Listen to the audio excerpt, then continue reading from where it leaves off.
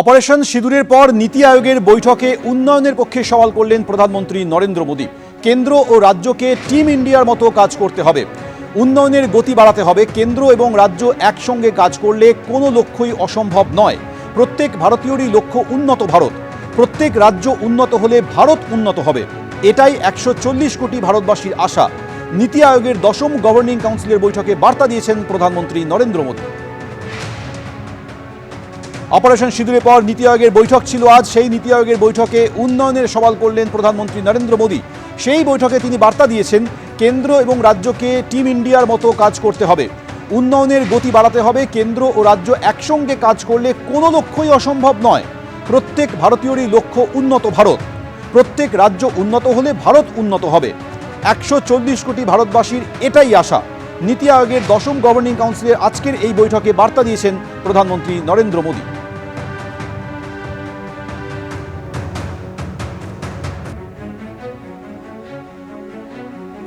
যদিও দিল্লিতে আয়োজিত নীতি আয়োগের আজকের বৈঠক বয়কট করেছেন মমতা বন্দ্যোপাধ্যায়। নীতি আয়োগের বৈঠকে আজ ছিলেন না এ রাজ্যের মুখ্যমন্ত্রী। সব রাজ্যের মুখ্যমন্ত্রীদের নিয়ে প্রধানমন্ত্রীর সভাপতিত্বে বৈঠকে গড়হাজির রইলেন মমতা বন্দ্যোপাধ্যায়। গত বছরের নীতি আয়োগের বৈঠকে কথা না বলতে দেওয়ার অভিযোগ তৃণমূলের। মাইক বন্ধ করে দেওয়ার অভিযোগে মাঝপথেই বৈঠক ছেড়ে বেরিয়ে এসেছিলেন পশ্চিমবঙ্গের মুখ্যমন্ত্রী মমতা বন্দ্যোপাধ্যায়। আজকের নীতি আয়োগের বৈঠকের বিষয় ছিল 2047-এ বিকশিত ভারত গঠনের লক্ষ্য পূরণে বিকশিত রাজ্য তৈরি বলে সূত্রে খবর। কিন্তু নীতি আয়োগের সেই বৈঠকে আজ অনুপস্থিত রইলেন মমতা বন্দ্যোপাধ্যায়।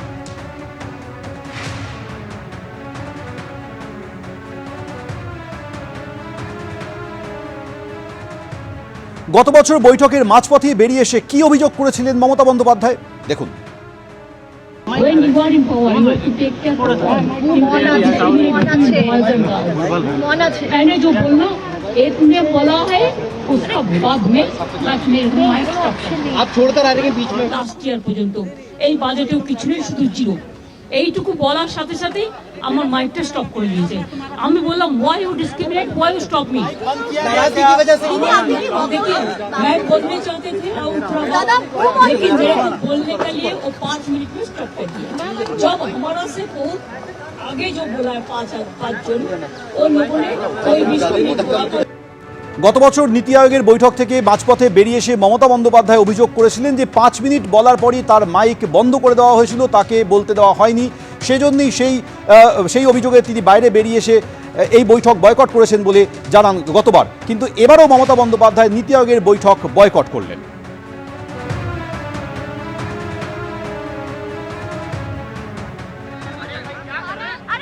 এর আগের বার মুখ্যমন্ত্রী বৈঠক শেষে বেরিয়ে এসে বলেছিলেন যে তিনি যখন কথা বলছিলেন তার মাইক অফ করে দেওয়া হয়েছিল। সংশ্লিষ্ট কর্তৃপক্ষ সেই বক্তব্যকে সমর্থন করেনি।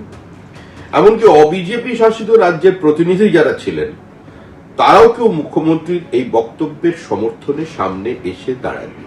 যখন পশ্চিমবঙ্গ অর্থনৈতিকভাবে খাদের কিনারে এসে দাঁড়িয়েছে তখন মুখ্যমন্ত্রীর এই নীতি আয়োগের বৈঠক বয়কট করা কার্যত পশ্চিমবঙ্গকেই একটা অনিশ্চিত ভবিষ্যতের দিকে ঠেলে দিল।